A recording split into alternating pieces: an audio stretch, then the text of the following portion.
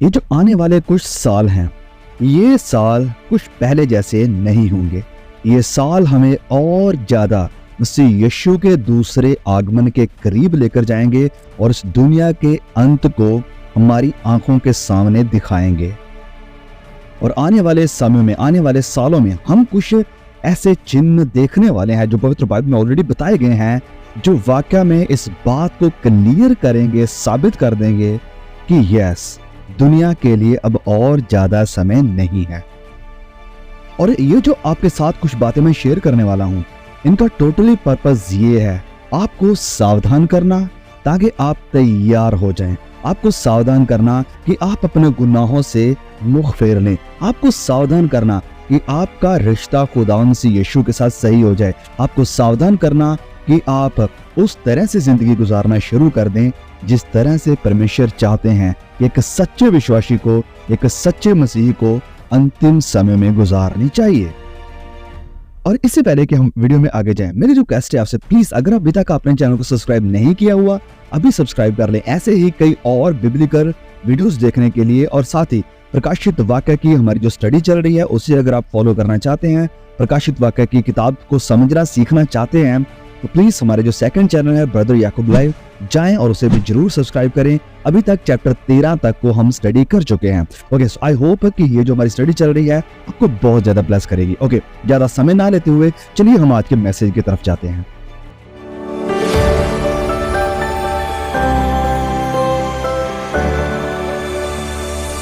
Okay, तो सबसे पहला चिन्ह, या मैं कहूँ सबसे पहली भविष्यवाणी जिसके बारे में हम बात करने वाले हैं वो है द वर्ल्ड यूनिटी, यानी जब संसार एक होगा। और ये एक ऐसी चीज है जिसका आपने शायद कई बार नाम सुना होगा, और इसे मॉडर्न टर्म में कहा जाता है द वन वर्ल्ड ऑर्डर, जिसकी तरफ दुनिया जा रही है, जिसका जिक्र हमें बार बार सुनने को मिलता है। यहाँ तक कि हमारे देश के प्राइम मिनिस्टर नरेंद्र मोदी भी इसके बारे में कई बार कह चुके हैं। साथियों, आज दुनिया नए वर्ल्ड ऑर्डर की तरफ बढ़ रही है। भारत के बढ़ते सामर्थ्य के साथ ही विश्व में भारत की भूमिका भी तेजी से बदल रही है। अभी मैं दक्षिण अफ्रीका में ब्रिक्स समिट में हिस्सा लेकर आ रहा हूं। अब से कुछ दिन बाद भारत में G20 का शिखर सम्मेलन होने जा रहा है। G20 का प्रेसिडेंट होने के नाते भारत ने इसकी जो थीम तय की है उसमें भी विश्व बंधुत्व की यही भावना नजर आती है। ये थीम है Vasudhaiva Kutumbakam, one earth, one family, one future, यानी पूरी दुनिया का फ्यूचर साझा है, जुड़ा हुआ है। इसलिए हमारे फैसले और हमारे सरोकार भी उसी दिशा में है। मैं आपका ध्यान लेकर जाना चाहता हूं प्रकाशित वाक्य अध्याय 13 की तरफ।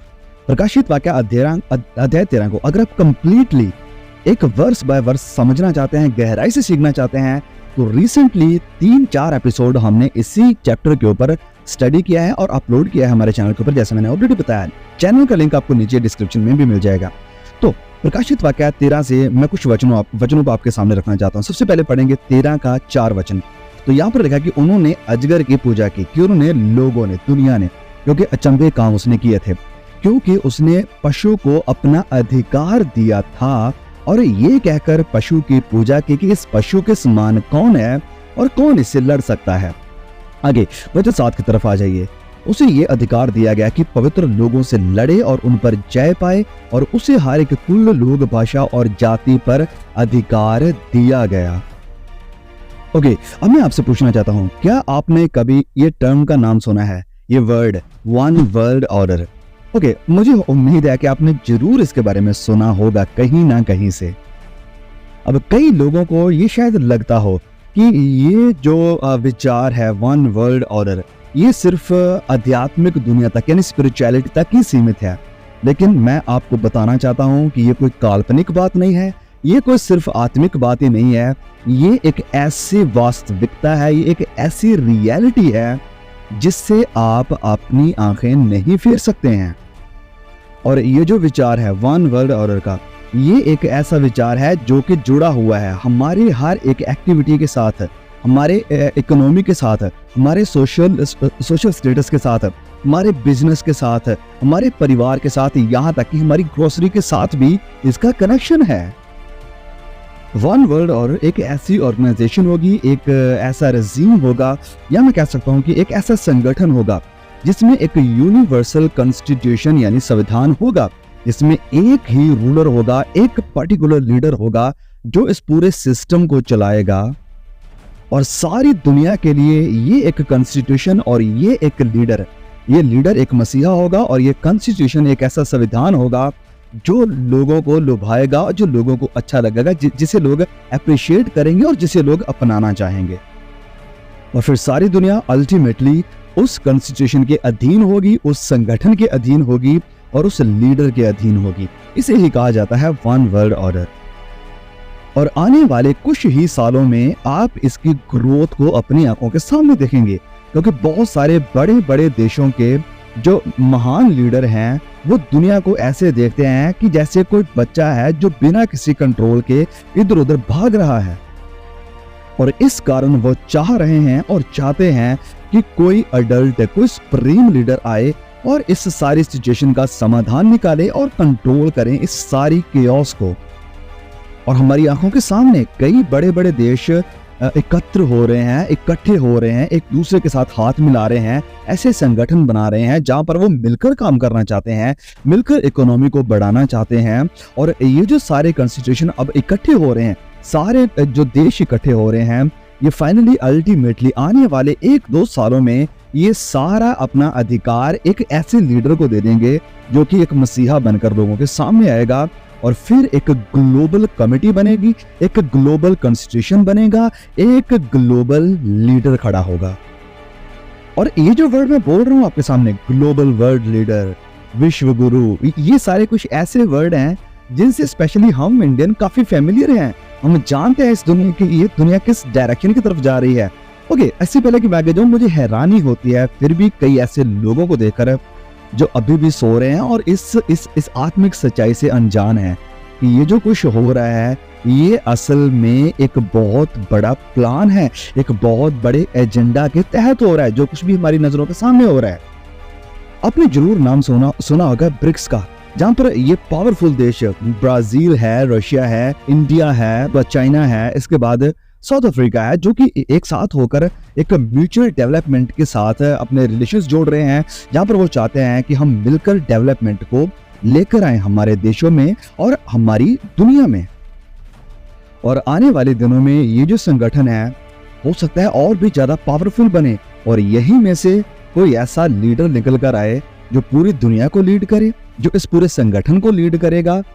और आई थिंक वही होगा वो पर्टिकुलर लीडर जिसकी प्रकाशित वाक्य 13 में बात करी गई है। और ब्रिक्स के बारे में शायद आपको ये भी मालूम ही होगा कि ये एक करेंसी की तरफ जा रहे हैं, ये हमें एक सिंगल करेंसी बनाना है ताकि हम एक दूसरे के साथ, दूसरे देशों के साथ एक मतलब एक्सचेंज करने में हमें कोई मुश्किल ना हो, कोई प्रॉब्लम ना हो। तो एक सिंगल करेंसी की तरफ वो जा रहे हैं। और ये सिर्फ एक ही चिन्ह है जो रास्ता तैयार कर रहा है प्रकाशित वाक्य अध्याय 13 की भविष्यवाणी का। ये एक ही चिन्ह है उस यूनिटी का। तो मेरे प्रिय भाइयों और बहनों, जब भी आप देखें कि कई पावरफुल बड़े बड़े देश एक साथ स्टेज साझा कर रहे हैं, मिलकर इकट्ठे हो रहे हैं, एक दूसरे के साथ हाथ मिला रहे हैं ग्रोथ के लिए, दुनिया को सुधारने के लिए, तो जान रखें कि ये कोई ऐसी चीज नहीं है जो कि कोइंसिडेंस के साथ हो रही है या एक्सीडेंटली हो रही है, वरन ये भविष्यवाणी है प्रकाशित वाक्य अध्याय 13 की, जो कि आज से हजारों साल पहले लिखी गई थी।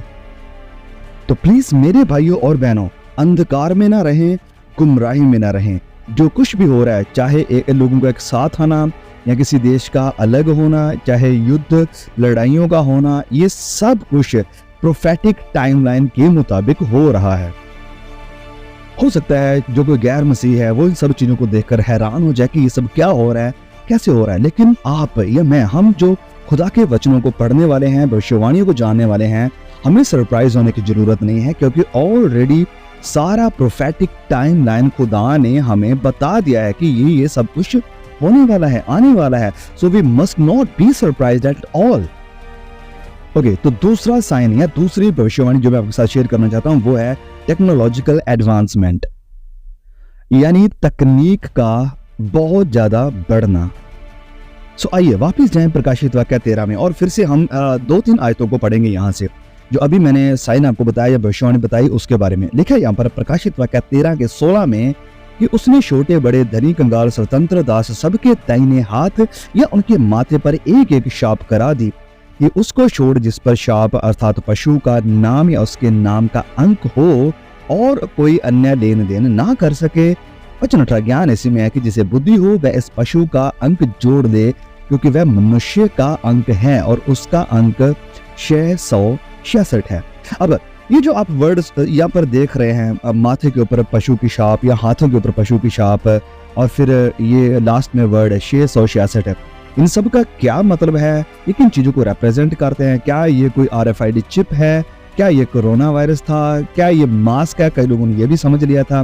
ये कौन है? इन सबको हमने डिटेल में, मैं फिर से कह रहा हूँ, डिटेल में गहराई से समझा है। प्लीज प्रकाशित वाक्य के एपिसोड्स को जरूर जानें। ओके, वापिस आते हैं हमारे मैसेज की तरफ। ओके, तो हम जानते हैं कि टेक्नोलॉजी, तकनीक, ये टेक्नोलॉजी एक ऐसा फिनोमिनन है आज की रियलिटी का, जो कि अद्भुत तरीके से आगे बढ़ रहा है, ग्रो होते जा रहा है, एडवांस होते जा रहा है, यहाँ तक कि हमारी सोचों से भी परे जा चुका है। लेकिन मैं आपको बता दूं कि आने वाले 1-2 सालों में ये और भी ज्यादा अद्भुत तरीके से ग्रो होने वाला है। ये जो टेक्नोलॉजी है भयानक तरीके से ये बढ़ने वाली है और लोगों को चौंकाने वाली है। एक बार सोच कर देखें जरा, आज से 40-50 साल पहले जो चीजें अनइमेजिनेबल थी, जिनके बारे में हम कल्पना भी नहीं कर सकते थे, वो आज हमारे लिए इतनी कॉमन, इतनी नॉर्मल और इतनी आम बन चुकी है कि हम सोच भी नहीं सकते हैं कि हम इनके बिना रह सकते हैं या अपनी जिंदगी अब गुजार सकते हैं। तो टेक्नोलॉजी का इतना ज्यादा एडवांस होना, टेक्नोलॉजी का इतना ज्यादा भयानक रूप ले लेना, ये वो ऐसी चीज है जो हमें फिर से खुदा के वचनों की तरफ लेकर जाती है, भविष्यवाणियों की तरफ लेकर जाती है, और अंतिम समय की भविष्यवाणियों का या खुदाम से यीशु के दूसरे आगमन का ये ऐसा चिन्ह है जिसके ऊपर हमें ध्यान लगाने की जरूरत है, जिसके बारे में हमें सीखने की जरूरत है, जिसको लेकर हमें हमेशा सतर्क रहने की जरूरत है।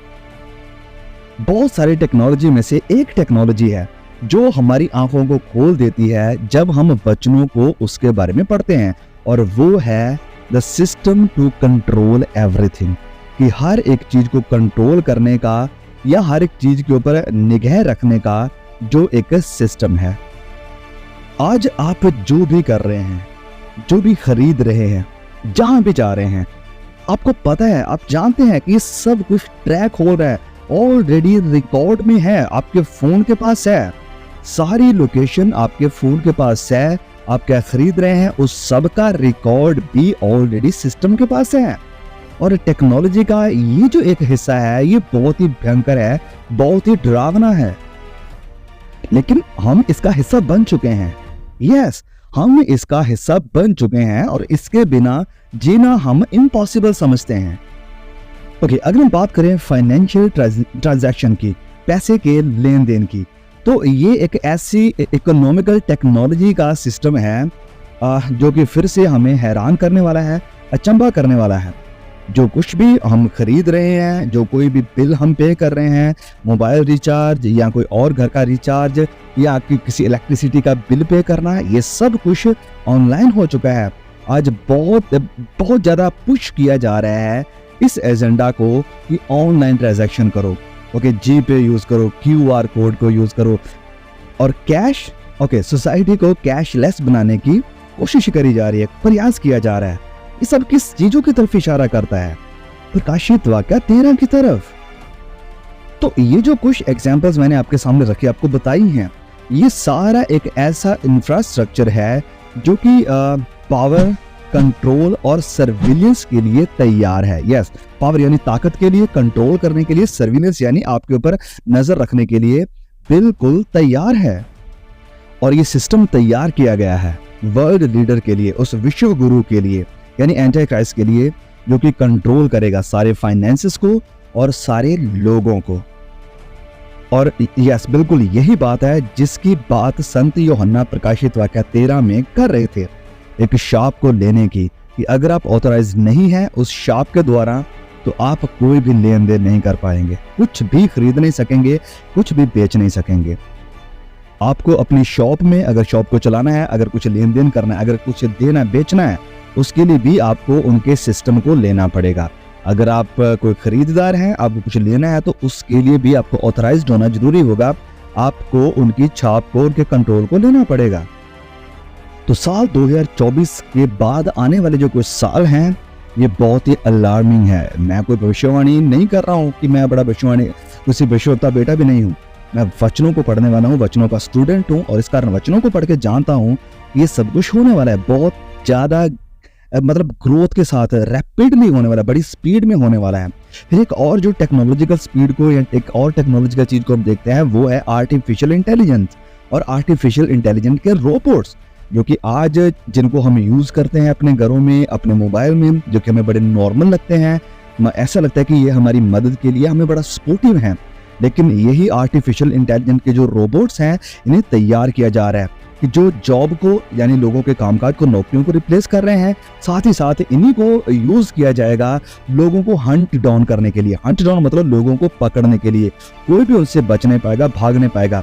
युद्ध के लिए, लड़ाई के लिए भी इन्हें ही यूज किया जाएगा।